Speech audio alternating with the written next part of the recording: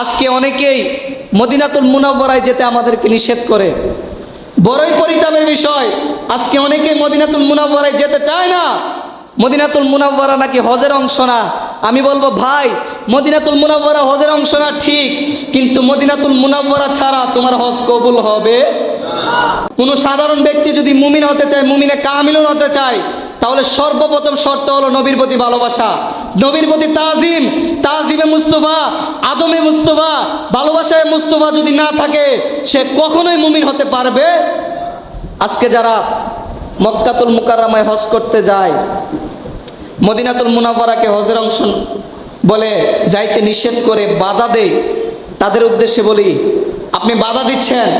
মদিনাতুল মুনাওয়ারা হলো তাকওয়ার অংশ, যদিও হজের অংশ না, কিন্তু মদিনাতুল মুনাওয়ারা হলো তাকওয়ার অংশ। মদিনাতুল মুনাওয়ারা হলো হজ কবুল হওয়ার অংশ। আপনি মদিনাতুল মুনাওয়ারায় না গেলে আপনার হজ কখনোই কবুল হবে। আপনি সাফা মারওয়া দৌড়াদৌড়ি করছেন, সাফা মারওয়া হজের একটা অংশ। সাফা মারওয়া দৌড়াদৌড়ি না করলে হজ কবুল হবে না। এই সাফা মারওয়ার ইতিহাস দেখেন, সাফা মারওয়ার ইতিহাস টানেন। সাফা মারওয়া আপনি কেন দৌড়াদৌড়ি করছেন, তার পিছনে কারণ কি, উদ্দেশ্য কি, রহস্য কি, পারপাস কি? আপনি সাফা মারওয়ার ইতিহাসটা দেখেন একটু। সাফা মারওয়াতে আপনি দৌড়াদৌড়ি করার পিছনে কারণ হলো মা হাজেরা ইসমাইল আলাইহিসসালাতু ওয়াসসালামের জন্য ইসমাইল আলাইহিসসালাতু ওয়াসসালামের পানির জন্য দৌড়াদৌড়ি করেছিল। ওই দৌড়াদৌড়ির কাজটাকে আল্লাহ পছন্দ করে আমার আপনার জন্য হজের অংশ করে দিয়েছেন। শুধু এখানে শেষ নয়, আপনি মিনাতে কেন যাচ্ছেন, মিনাতে কেন যাচ্ছেন? মিনাতে যাওয়ার পিছনে হলো ইব্রাহিম আলাইহিসসালাতু ওয়াসসালাম ইসমাইল আলাইহিসসালাতু ওয়াসসালামকে মিনায় গিয়ে ইসমাইল আলাইহিসসালাতু ওয়াসসালামকে কুরবানি করেছেন। এই জন্য আপনি মিনায় যাচ্ছেন। আপনি আরাফার ময়দানে কেন অবস্থান করছেন?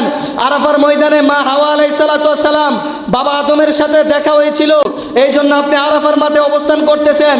আর যাদের জন্য আপনি সাফা মারওয়া গিয়েছেন, মিনায় গিয়েছেন, আরাফার ময়দানে গিয়েছেন, যেই নবীর কারণে অন্যান্য নবীরা সৃষ্টি হয়েছে, যেই নবী হলো সাইয়্যিদুল মুরসালিন, যেই নবী হলো ইমামুল মুরসালিন, যেই নবী হলো খাতামুল আম্বিয়া, যেই নবী হলো সর্বশ্রেষ্ঠ নবী, ওই নবীজির জন্য যদি আপনি মদিনায় না যাইতে পারেন, তাহলে কশ্চিন কালও আপনার হজ কবুল হবে